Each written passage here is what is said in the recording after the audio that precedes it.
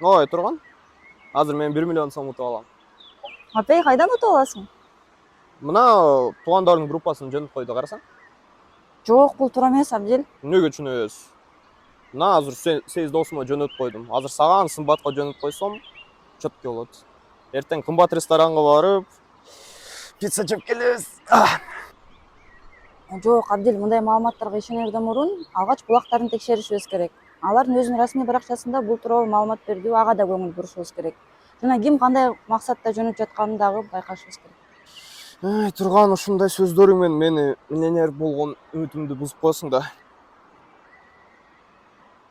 Бирок рахмат, эми билип жүрөм. Пицца жеп келбейлиби? Алып бересиңби? Алып берем. Аны бале.